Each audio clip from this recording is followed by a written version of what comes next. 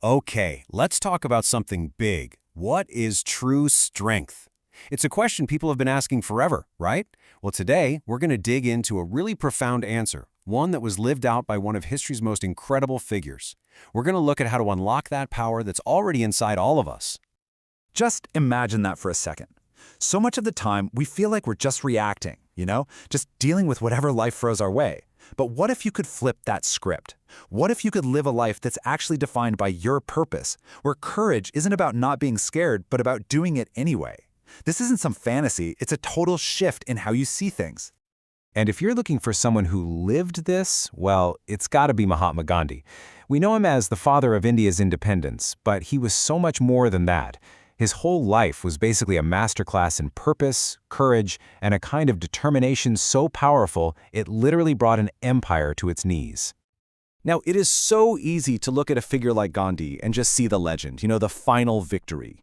But when we do that, we smooth over the most important part of the story. His journey to greatness was anything but a straight line. It was forged in just immense struggle. And look, when we say unimaginable challenges, we're not being dramatic. We aren't talking about having a bad day or a tough week. We're talking about massive systemic forces that were designed to absolutely crush anyone who dared to stand up to them. Let's just break down what he was up against. First, imprisonment. He was thrown in jail again and again and again. Then, there was the constant public scrutiny.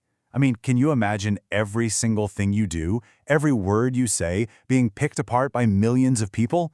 And on top of all that, the unbelievable, crushing weight of carrying the hopes of an entire nation on your shoulders. Any one of those things could break a person. And yet, through all of that, he was steadfast, unmovable. He just did not waver from his mission, which of course brings up a huge question. How? Seriously, where did he get that kind of resilience from? Well, his ability to keep going, it wasn't an accident. It wasn't luck. It came from a very specific, very deep source of strength. And figuring out that source, well, that's the whole secret to how he transformed himself and the world. Right? The big question. So what was the secret? I'll tell you what it wasn't. It wasn't money, it wasn't a title, and it definitely wasn't an army. It was something internal, and ultimately, way more powerful. And here it is. This is the core of it all. His power came from what we're calling inner strength, a connection to his inner self that was just unshakable. Now, this isn't about ego or thinking you're better than everyone. It's a deep, quiet confidence that doesn't depend on anything happening on the outside. By tapping into this internal wellspring, this place of real clarity, he didn't just find the will to survive. He completely transformed himself. And here's the really wild part. That personal change was so profound that it started to radiate outwards, like ripples in a pond, and it eventually changed the entire world around him. So this leads us straight to his core message for all of us, for the world.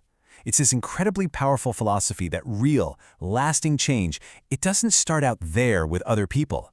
It starts right here, inside ourselves. I'm sure you've heard this quote before, but let's really look at it through this new lens. For Gandhi, this wasn't some nice, fluffy sentiment for a coffee mug. This was a literal instruction manual. He meant it. You can't go out and create peace in the world if you're a mess on the inside. You have to embody the very change you're fighting for. So, here's the game plan, the actual path. And the order here is everything. You can't skip steps. It has to start with number 1, discover your inner strength. That's the fuel. Then, number 2, you use that fuel to transform yourself first. And only then, once you've done that incredibly hard work, can you really authentically move on to step 3, transforming the world. See how one flows right into the next? And this quote, this one just nails it. My life is my message. He knew that his actions would always speak way, way louder than his words. His life was the argument. He got that being a hypocrite is the fastest way to lose all your power. That consistency, that integrity, that was his real strength. So let's just boil it all down. On one side, you have what society usually calls strength, right? External power, possession, status. But Gandhi's life gives us this radical alternative. He showed us that true strength is internal. It's the capacity to change yourself first, and that's what gives you the real ability to change the world. Okay, so this is a fascinating story. But what does it actually mean for us, right here, right now? This gets us to the most important part of all. how do we take this huge lesson and actually apply it to our own lives?